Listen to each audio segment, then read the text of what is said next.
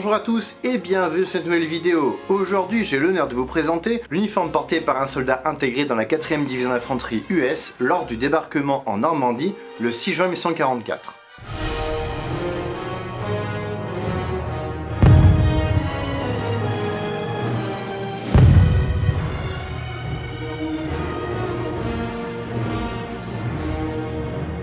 Avant toute chose, je souhaite remercier La Petite Musette pour son soutien apporté à cette vidéo. Vous pourrez retrouver certains éléments qui vous sont présentés dans cette boutique et le lien est en description. Je remercie également Liberty Helmets pour m'avoir fourni le casque M1. Vous pourrez retrouver ici aussi le lien de leur Instagram dans la description. Mais je dois préciser certains points comme d'habitude. Tout d'abord, cette vidéo n'est qu'une base pour vous permettre de réaliser votre uniforme. Je n'ai pas la prétention de vous fournir une bible qui vous épargnera vos propres recherches dans les livres, les magazines spécialisés ou sur internet. Le matériel que je présente est de la reproduction à 80%. C'est volontaire, libre à vous de prendre du vrai matériel ou de la repro d'ultra bonne qualité. C'est pour cela que je ne parle pas de prix, cette vidéo est destinée à toutes les bourses et non pour les plus élitistes ou les plus riches. Et enfin, vous pourrez retrouver l'intégralité des éléments qui constituent cet uniforme sous forme de kit list dans la description avec le timing correspondant.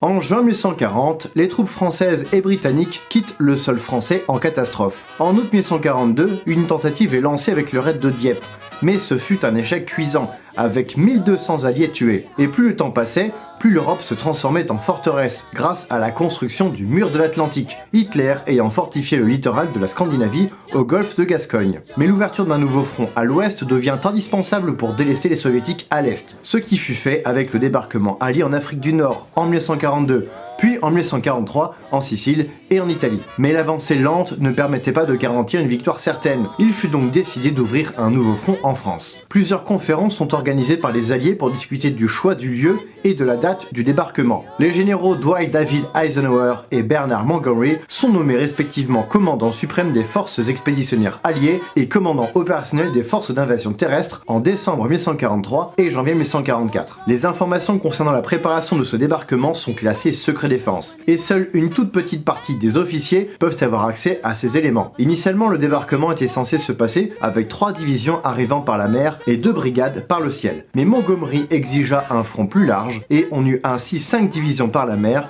et 2 par le ciel. Le 1er mai 1944 était d'abord décidé comme jour pour débarquer, mais le manque de barges de débarquement fit repousser l'assaut au 5 juin, puis au lendemain à cause des conditions météo. Le dernier changement de date est intervenu au dernier moment, tellement qu'il a fallu rappeler les barges, déjà parties à 4 h du matin. En parallèle, pour tromper les Allemands sur le lieu précis du débarquement, une opération Fortitude est lancée en Angleterre, visant à montrer des accumulations de troupes et de blindés gonflables, avec en plus des trafics radio fictifs, mais qui visaient tous un débarquement dans le Nord-Pas-de-Calais. Les espions allemands présents en Angleterre ont également participé à la tromperie, ceux-ci étant principalement des agents doubles, ce qui eut pour conséquence d'amener la 15e armée à être mise en réserve dans le nord de la France. Cette opération continua encore au-delà du 6 juin pour faire croire que ce n'était qu'une diversion et que le gros de l'attaque n'arriverait qu'après. Côté allemand, la vision de Rommel et celle de von Rundstedt sont opposées. Rommel voulait contre-attaquer directement sur les plages, alors que von Rundstedt voulait d'abord savoir où les Alliés allaient débarquer, les laisser s'installer, puis les repousser par une contre-attaque venant de la terre. Finalement, Rommel aura eu 3 divisions sous ses ordres et von Rundstedt en aura 3 en réserve en arrière, uniquement débloqués sur l'ordre de l'équipe opérationnelle d'Hitler. De nombreux équipements alliés sont adaptés en version amphibie et beaucoup d'équipements du génie sont préparés pour installer des ponts, briser les obstacles des plages, voire créer un port artificiel à Arromanches. Le 6 juin 1944, ce sont 20 000 véhicules et 156 000 hommes qui débarquent sur 5 plages en Normandie. Sur les plages de l'Ouest, Utah et Omaha, ce sont les Américains qui débarquent. Et sur les plages de l'Ouest, Galt, Juneau et Sword, ce sont les troupes du Commonwealth et les Français du commando Kiefer. L'opération de débarquement était précédée d'une opération aéroportée avec 2 divisions US dans le Cotentin et une division anglaise au nord-est de Caen à Bénouville. À cela s'ajoutent les actions des résistants et des SAS dans les terres et en Bretagne qui viendront perturber les lignes de communication allemandes. Les obstacles sur les plages ayant été prévus pour un débarquement marée haute et limiter les moments où les hommes pouvaient être à découvert, le débarquement fut déclenché lors d'une marée basse pour que ces barges ne soient pas endommagées par ces obstacles qui étaient minés. C'est pour cela qu'il y eut environ 4000 morts et 6000 blessés lors de ce 6 juin 44, parce que les soldats devaient progresser à découvert entre les barges et les premiers obstacles naturels. Les objectifs initiaux du premier jour ne sont pas atteints, à savoir relier toutes les plages et prendre Caen et Bayeux. Mais les contre-attaques allemandes sont repoussées et les têtes de pont tiennent. La supériorité aérienne des Alliés n'est pas étrangère à cette réussite. Chaque mouvement allemand est lent et risqué. L'opération Overlord permettra de déboucher sur la prise du port de Cherbourg fin juin, point clé pour un approvisionnement massif et régulier des troupes alliées, et sur la prise de Caen un mois plus tard, mais au prix de lourdes pertes, la bataille des haies faisant un mort par mètre côté allié. Finalement, Paris est libéré le 25 août, les Britanniques sont à Bruxelles début septembre, et la poche du Havre finit par tomber le 12 septembre. La bataille de Normandie avait 40 000 morts alliés, et les Allemands ont perdu 150 000 hommes, plus 100 000 prisonniers.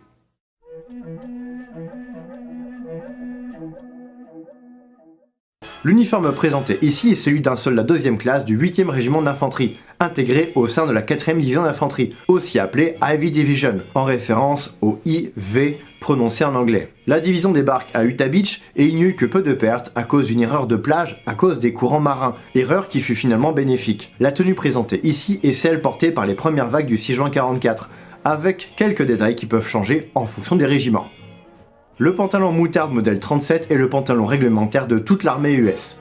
Il dispose d'un rabat anti-gaz et pouvait être traité avec du Vésican, surtout lors du jour J. Il a une poche pistolet de chaque côté et 2 poches sur les fesses. Il dispose de passants pour y mettre une ceinture, mais n'était pas destiné à recevoir des bretelles. Il est réalisé en laine et était destiné autant au combat que pour la tenue de sortie de la troupe. Il s'agit ici d'une reproduction. Pour compléter le pantalon, la chemise moutarde fut créée en plusieurs versions, comme pour le pantalon sans rabat, puis avec rabat anti-gaz, qui augmente un peu la surface couverte par la matière sur le corps. La chemise dispose de poches sur la poitrine pour transporter un portefeuille ou du petit matériel personnel. Elle est réalisée en flanelle et il y eut plusieurs fabrications, donc plusieurs teintes. La version officier est mieux travaillée et dispose d'épaulettes, ce qui n'est pas le cas ici. Attention lors de votre prise de mesure, prenez le col et la longueur des bras. La longueur de la chemise n'est pas à prendre en compte, celle-ci ayant la coupe réglementaire de l'époque, donc très longue. En 1939, des brodequins en cuir lisse furent distribués, mais il fut décidé de les remplacer en 1943 par des brodequins en cuir retourné, aussi appelés type 3. Ce furent les chaussures de service réglementaire de l'armée US, et étaient autant utilisées au combat qu'en tenue de sortie ou de service par les soldats. Ils se ferment à l'aide d'un lacet à passer dans 7 œillets. Ces chaussures disposent d'une semelle en caoutchouc qu'il était possible de changer à cause de l'usure sur le sol. Certains soldats pouvaient acheter des bottes de saut Corcoran à la place des brodequins, mais cela restait globalement rare dans l'infanterie classique. Mis en place en 1943, le pantalon HBT pour Herringbone Trill était un treillis destiné à la fois au combat, mais aussi aux corvées. Il se porte par-dessus le pantalon moutarde et était lui aussi passé au Vésican pour se protéger du gaz. Il comporte donc un rabat anti-gaz, lui aussi. Il existait plusieurs teintes. La teinte présentée ici était utilisée jusqu'en 1943, puis l'OD7 fut employé, mais en parallèle, la teinte plus claire, comme ici, continuera d'être utilisée jusqu'à la fin de la guerre. Le modèle présenté est une reproduction de la version avril 1944, qui fut distribuée aux troupes du débarquement, reconnaissable avec une poche plus basse que sur le modèle précédent, permettant d'accéder à l'ouverture de la poche malgré le port d'une veste au-dessus. Avec les brodequins en cuir retourné, il était d'usage de porter une paire de guêtres au modèle 1938. Elles sont réalisées en toile forte et se ferment au moyen d'une sangle à passer sous le talon de la chaussure, puis il fallait nouer le lacet sur les crochets. Il existait plusieurs tailles de guêtres, je vous conseille donc de les essayer en magasin. Les crochets métalliques doivent être à l'extérieur du mollet et tournés vers l'arrière, pour éviter d'accrocher tout et n'importe quoi. Commencez à nouer vos guêtres en partant du bas, ce sera plus facile pour les serrer correctement. Il s'agit ici d'une paire de guêtres originales. En complément du pantalon HBT, la veste suit le même schéma au niveau des couleurs, OD7 comme ici, ou plus clair. Les mix entre effets pouvaient arriver avec les différentes perceptions. La différence ici entre le haut et le bas est donc totalement assumée. C'est une troisième version apparue en mars 1943, qui se différencie par l'ajout d'un rabat anti-gaz, non visible ici, mais on devine les bases des boutons sur le rabat intérieur de droite. Sur l'épaule droite, un brassard anti-gaz était porté lors des premières vagues. Ce brassard était couvert de Vésican qui devenait rose au contact de gaz de combat. Attention, les reproductions, comme les vraies, ne sont pas waterproof, comme vous allez le voir dans la suite de cette présentation. Le bonnet de police, couramment appelé calot en français, était appelé garrison cap, ou chapeau de garnison par les Américains. C'est la coiffure réglementaire pour la tenue de service et la tenue de sortie. Il s'agit ici du modèle infanterie, reconnaissable à son liseré bleu, et pour la troupe, sans grade sur le flanc. L'infanterie n'avait pas d'insigne à porter sur le calot, donc il était courant pour eux de porter le crest, ici celui du 8e régiment d'infanterie, pour personnaliser leur coiffure. C'est en 1841 que le casque M1 est mis en service. Il est fabriqué en acier au manganèse et il y eut plusieurs modèles distribués pendant la Deuxième Guerre. Il est composé en fait de deux coques, le casque lourd, en acier, et le sous-casque léger, ou liner, en résine, mais qui fut auparavant réalisé en carton compressé. Il dispose d'un filet moyenne maille brun, couramment employé dans l'infanterie. On remarque le logo de la 4e division d'infanterie sur l'avant du casque, peinture non réglementaire, toutefois tolérée au sein de la division. Aussi, ce n'était pas systématique. Le casque lourd dispose d'une jugulaire en toile, passée sur l'arrière, et le liner dispose d'une jugulaire en cuir, permettant de bloquer le sous-casque dans le casque lourd. Il s'agit ici d'un ensemble après-guerre, donc avec des pattes de fixation pour la jugulaire en toile mobile, et avec une soudure du jonc à l'arrière. Il a été reconditionné par Liberty Helmets, dont vous pourrez retrouver les références en description de cette vidéo.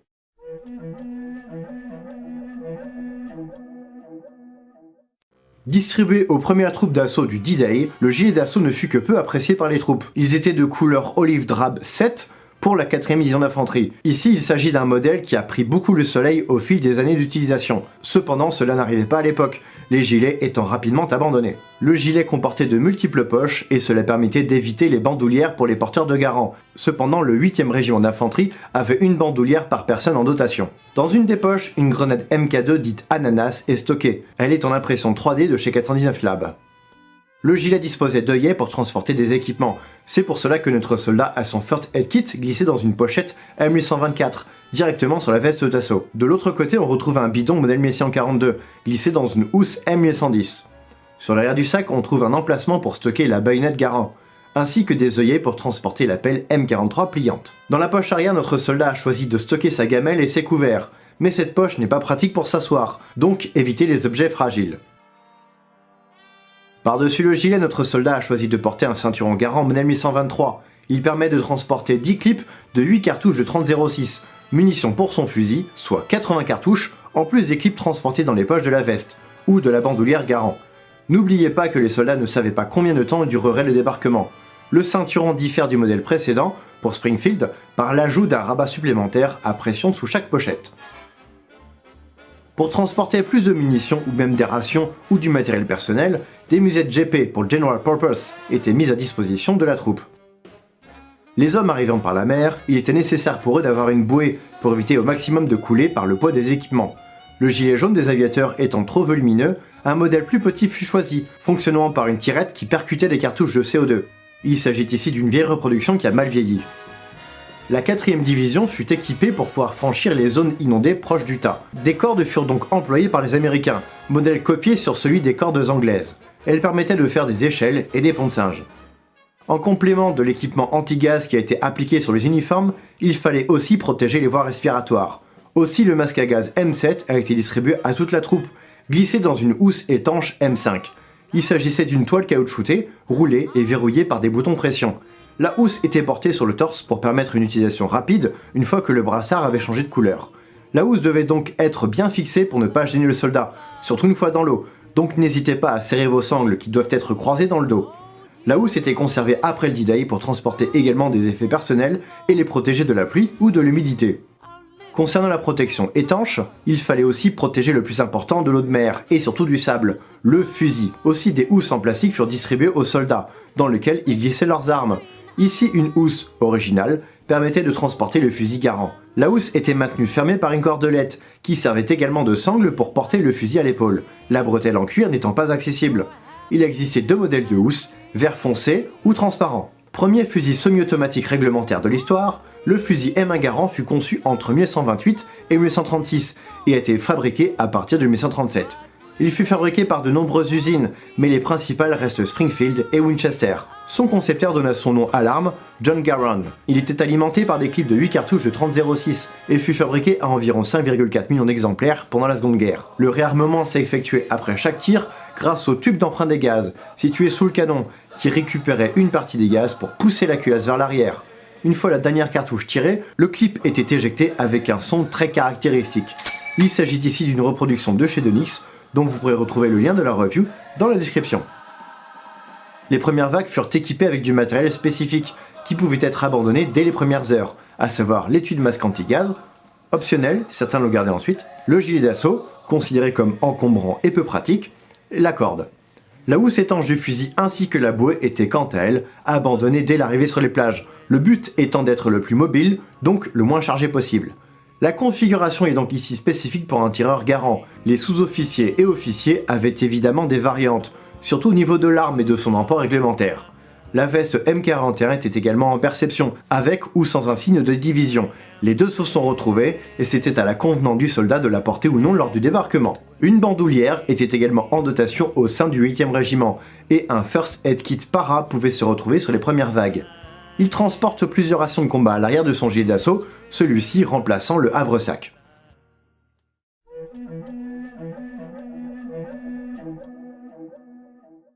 Engagé en janvier 1936, notre soldat a le désir très rapidement de faire partie de l'infanterie, tout comme son père avant lui. Après ses classes, il est intégré dans le 8e régiment d'infanterie, qui était dans la 4e division d'infanterie. Notre soldat est très fier, son père aussi avait servi au sein de la 4e division, pendant la Première Guerre, au sein de la 7e brigade d'infanterie, dans le 39e régiment. En septembre 1936, il participe à des entraînements à Camp Bullis, au Texas, puis des manœuvres sont organisées en août 1938 dans la forêt nationale d'Esoto, dans le Mississippi. L'occasion pour lui de voir qu'il n'apprécie pas être chef d'équipe et préfère garder son fusil Springfield, étant un fin tireur sur les longues distances. Le combat en bâtiment, en revanche, ce n'était pas son truc. La division est réactivée à partir de juin 1940 à Fort Benning, en Géorgie. En août 1940, la division est convertie en division motorisée et est affectée au 1er corps blindé. Elle devient donc la 4e division motorisée le 11 juillet 1941. En août 1941, notre soldat participe, avec son régiment, à des manœuvres en Louisiane, puis à d'autres en octobre 1941. Après l'entrée en guerre des Américains en décembre 1941, à la suite de l'attaque des Japonais à Pearl Harbor, les manœuvres sont répétées pendant l'été 1942. Notre soldat et son régiment sont déménagés à Fort Dix, dans le New Jersey, en avril 1943. La division redevient une division d'infanterie le 4 août de la même année. Nouveau déménagement en décembre 1943 pour aller à Camp Jackson, en Caroline du Sud. Le 4 janvier 1944, les choses se précisent et la division est à nouveau déplacée à Camp Kilmer, puis embarque à New York pour l'Angleterre le 18 janvier 1944. Les entraînements se poursuivent. Notre soldat se lie d'amitié avec plusieurs de ses camarades de régiment, et l'un d'entre eux devient même un peu plus qu'un ami. Mais leur relation reste à cacher et seul le supérieur connaissait ce secret. Le 4 juin au soir, les troupes sont embarquées à bord des bateaux, mais l'opération est repoussée à cause de la météo, et c'est donc le 5 juin au soir que le 8e régiment est embarqué dans les barges de débarquement. Notre homme est un des premiers de la 4e division à toucher terre à Utah Beach, au petit matin. Les combats sont peu intenses, les barges ayant dérivé de leur point initial. Malheureusement, son partenaire est tué lors d'une embuscade un peu plus loin dans les terres, près des marais, terres immergées par les Allemands avant le jour J. La division relaye la 82e division aéroportée, isolée à Sainte-Mère-Église, et subit des pertes lors de la montée vers Cherbourg, objectif prioritaire de la division. Notre soldat refusait les promotions avant la guerre, mais une fois sur le terrain, il ne put refuser de passer soldat première classe, puis caporal, ses capacités au tir longue distance, avec son garant, lui valant la reconnaissance de ses cadres. La traversée du Cotentin est rude et les officiers supérieurs changent régulièrement. Le major général Collins remplace les troupes sur le front et limoge les officiers si la progression n'est pas assez rapide.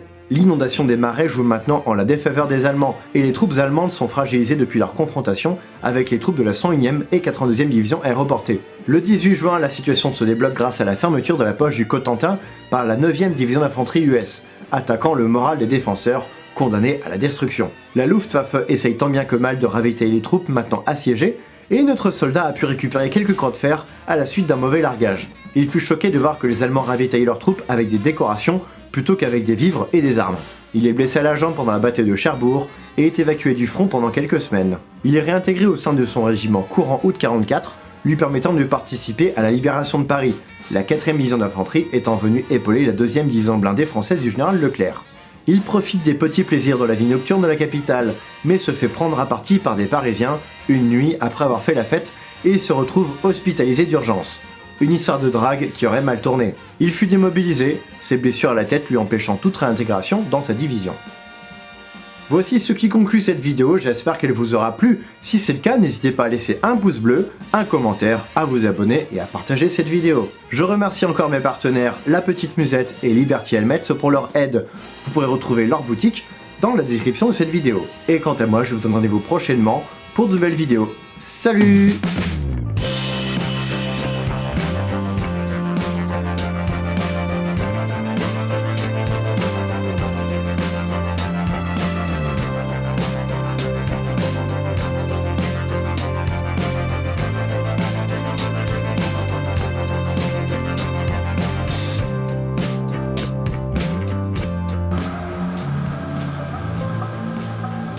C'est pas waterproof les brassards.